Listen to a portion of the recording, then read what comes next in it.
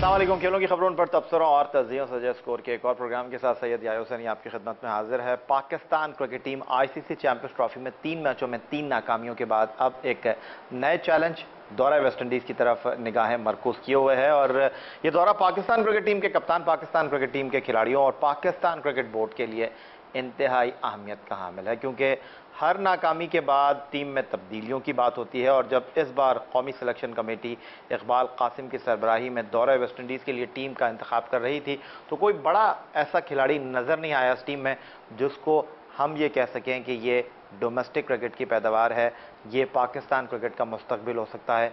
वही घूम फिर कर खिलाड़ियों की तरफ निगाहें मरकूज थीं जिनके बारे में कयास आराई की जा रही थी कि वो पाकिस्तान टीम का हिस्सा होगा।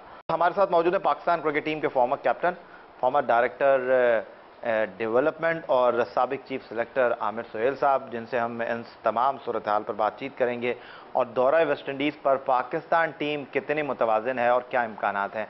खुशामदीद कहेंगे आमिर सुहेल साहब आपको शो में। और सबसे पहला और बुनियादी सवाल कि इस टीम को देखते हुए वेस्ट इंडीज़ की टीम के साथ मुकाबला उसकी सरजमीन पर हमें क्या उम्मीद रखनी चाहिए? देखिए, ऑब्वियसली उम्मीद तो आपको अच्छी रखनी चाहिए।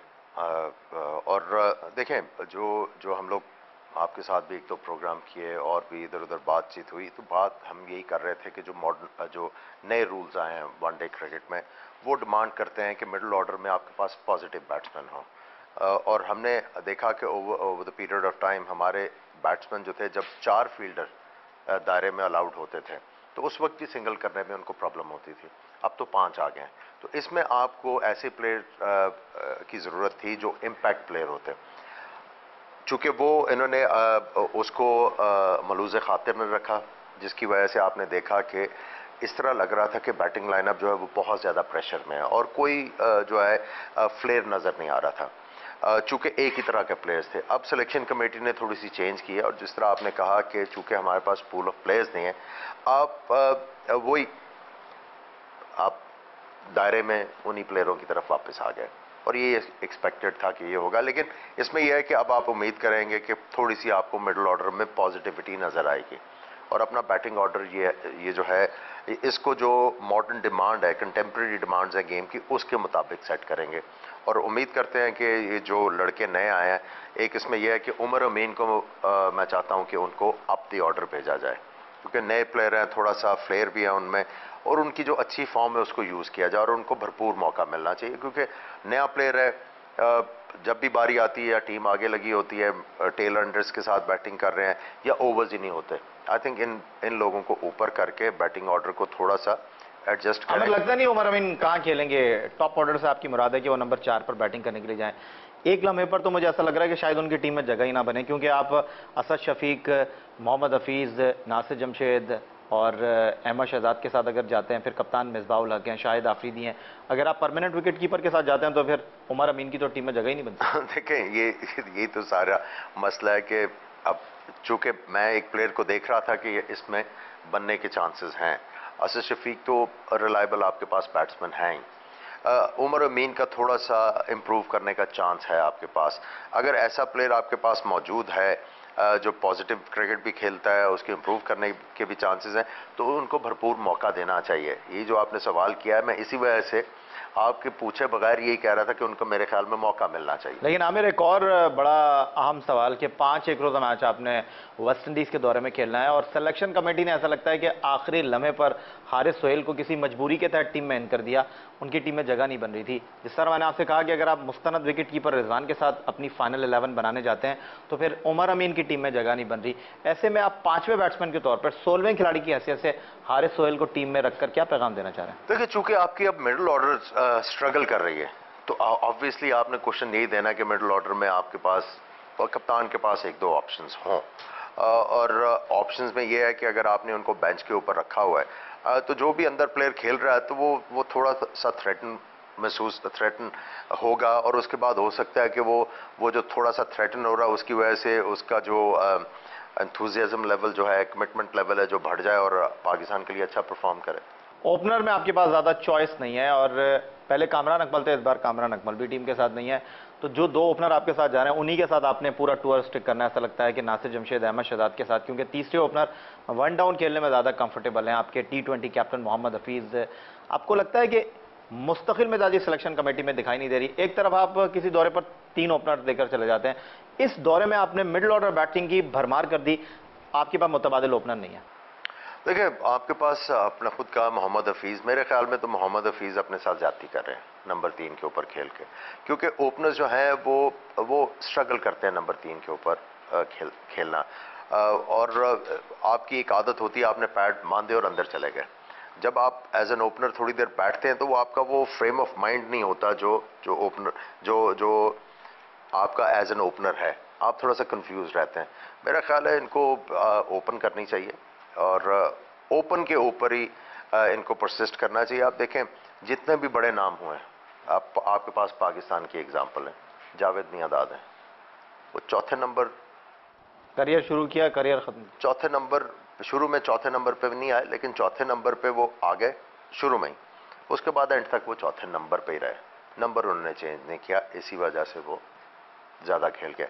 बाकी आप जितने भी प्लेयर देख लें पाकिस्तान की हिस्ट्री में जिन्होंने अपना नंबर चेंज किया, उसके बाद you are one of them. आपसे मेरी बात हो रही थी, आपने कहा कि मैंने जब नंबर चेंज किया तो मैंने स्ट्रगल किया। जब मुझे फोर्स करके नंबर 3 पे लेके आया गया, क्योंकि हमारी ओपनिंग पे ठीक ठाक चल रहा था, फोर्स करके नंबर 3 के ऊपर लेके आया गया और उससे काफी ज्यादा मुझे जो है मुसीबत पड़ी। तो हमें ये फोर्स तो हफीज पे भी तो हो सकता है कि T20 में वो ओपन कर रहे थे, लोग कह रहे थे यार ये बॉलें ज्यादा खेलते हैं, रन कम करते हैं, तो इनको नीचे आकर बैटिंग करनी चाहिए। अब तो ये भी आवाज लग रही है कि हफीज को नंबर 6 पर खेलना चाहिए, क्योंकि वो टीम के मुस्तनद ऑलराउंडर हैं। नंबर 3 पर खेल रहे हैं तो आप सवाल उठा रहे हैं कि क्यों हफीज नंबर? मेरा पर्सनल ओपिनियन है जी, उनका नंबर जो है ओपन के ऊपर ही होना चाहिए अगर उन्हें अपना करियर रखना। और उसके बाद आप ये देखें कि सडनली जो आपका नंबर आईसीसी रैंकिंग में बहुत ऊपर नंबर था जिस बॉलर का, वो बॉल करते हुए नहीं नजर आ रहे आपको।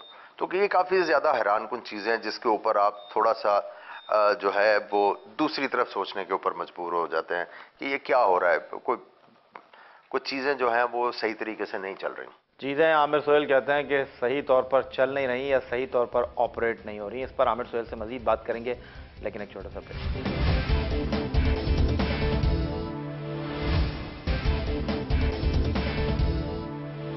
एक बार फिर कहेंगे आपको खुशामदीद। पाकिस्तान के फॉर्मर कैप्टन आमिर सोहेल आज के शो में हमारे साथ मौजूद हैं। दौरा वेस्ट इंडीज, पाकिस्तान टीम का इम्तिहान, पाकिस्तान टीम का सिलेक्शन। ब्रेक से पहले आमिर सोहेल कुछ बात कर रहे थे कि नियतों का, अमाल का दारोमदार नियतों पर है, और अगर चीज़ें ठीक नहीं होती तो फिर शायद नियत ठीक नहीं होती। कुछ ऐसी आमिर शायद आपने बात की थी और आपने कहा था कि टीम के लिए शायद कुछ सोचा नहीं जा रहा, मैं उसकी थोड़ी गहराई में जाने की कोशिश करूंगा।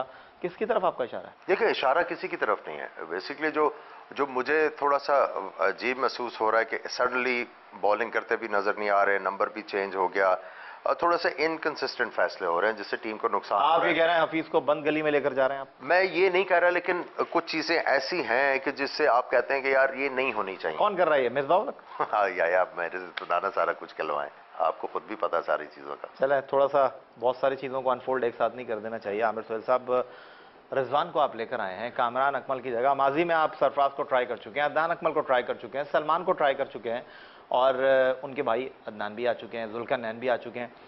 अब आप रिजवान की तरफ देख रहे हैं, जिनको शायद कप्तान चैंपियंस ट्रॉफी में लेकर जाना चाह रहे थे, लेकिन सिलेक्शन कमेटी ने वाज़ेह तौर पर कहा है कि उमर अकमल भी कीपिंग करेंगे।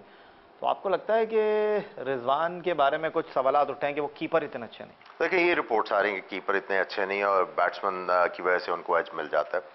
जहां तक उमर अकमल की आप बात कर रहे हैं, मेरा नहीं ख्याल कि उनको विकेट कीपिंग करवानी चाहिए, क्योंकि आप उनका कम बैक करवा रहे हैं और उनको एज ए बैट्समैन ही खिलाना चाहिए। अगर आप उनको एज ए विकेट कीपर खिलाते हैं तो आप उनको एक्सक्यूज दे देते हैं कि अगर वो बैटिंग में नहीं अच्छा करते तो वो कहेंगे जी कि विकेट कीपिंग का एक्स्ट्रा बर्डन था जिसकी वजह से मैं प्रेशर नहीं हैंडल कर इंग्लैंड के लिए एलेक्स स्टीवर्ट ने कीपिंग की, वो एक बैट्समैन की हैसियत से अपने आप को सर्व करते रहे टीम को।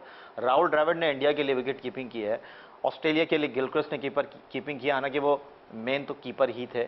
ऐसी आपके पास मिसालें भरी पड़ी हैं, तो why not Umar Akmal keeping? देखिए, अगर आपका ये थोड़ा सा आपका माइंडसेट था कि उमर अकमल को इन फ्यूचर अगर हमारे पास विकेट कीपर बैट्समैन नहीं आता तो अगर इनमें विकेट कीपिंग का टैलेंट है तो आप ये करते, फिर उनको फर्स्ट क्लास में भी करवाते ना विकेट कीपिंग। आप उनको बता देते कि आपने विकेट कीपिंग आइंदा से करनी, आप फर्स्ट क्लास में भी जाके विकेट कीपिंग करो। उसके बाद या एक तो आपके जो मसल्स हैं विकेट कीपर के, वो यूज टू विकेट कीपर हो जाता है।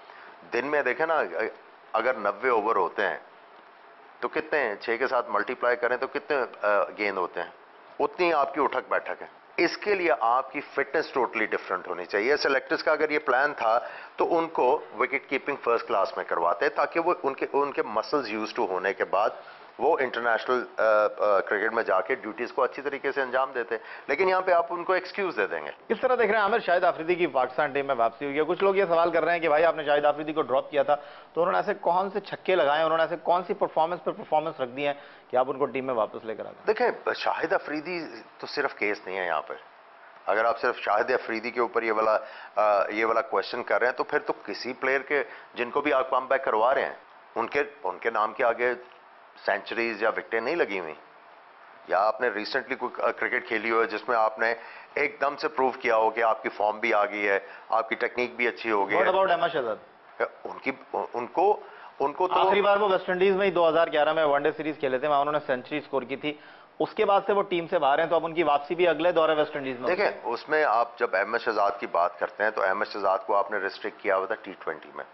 आपने जो बात की कि उनको वनडे से आपने निकाला हुआ था वेस्ट इंडीज के टूर के बाद। अब वही मैं कह रहा हूं कि अगर आप शाहिद अफरीदी की बात करते हैं तो बाकी किसी के परफॉर्मेंस नहीं है। ये तो आपने पॉपुलर चॉइसेस की हैं ना, कि यही चॉइसेस थी आपके पास, वो आपने चूज करके आपने सामने रख दी, वो अप्रूव हो गई और आपकी टीम अब जाएगी। आमिर सोहेल हमारे साथ मौजूद है। पाकिस्तान क्रिकेट टीम का दौरा वेस्ट इंडीज, टीम के सिलेक्शन और टीम के नताइज पर हम बात कर रहे हैं, और मैं इस बात पर बड़ा यकीन रखता हूं कि जब तक कोई चीज सामने ना आ जाए तब तक कोई राय नहीं देनी चाहिए। कबल वक्त राय देने के बाद आप इस कश्मकश में चले जाते हैं कि अगर कोई अच्छा काम हो जाए तो फिर आप अगर उस चीज़ के बारे में पहले से राय दे रहे हैं कि ये चीज़ ठीक नहीं होगी, तो फिर आपको अपनी बात को डिफेंस करने में बहुत ज़्यादा मुश्किलात का सामना करना पड़ सकता है। टीम मुंतखब हो चुकी है, वेस्ट इंडीज़ में जाकर खेलेगी, जो नतीजा आएगा उसके बाद बोलने के लिए बहुत से लोग हैं और अपनी राय देने के लिए भी अब क्रिकेट के एक्सपर्ट बहुत ज़्यादा हो गए हैं। एक छोटा सा ब्रेक लेते हैं, ब्रेक के बाद मजीद बात करेंगे आमिर सईद से।